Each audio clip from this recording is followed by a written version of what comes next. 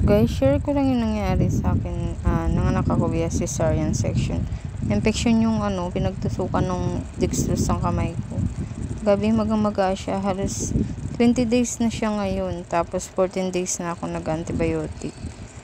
Ang hirap kasi bagong CS ka, ang kirot ng tahi mo, makirot yung kamay mo, tapos di mo maalagaan ng maayos si baby. Kasi ang dami mo nararamdamang sakit. Ayan guys, so pang 20 days na siya. Siguro hindi ko alam kung bakit sobrang maga niya. As in, ang daming nana. Nakaka-stress.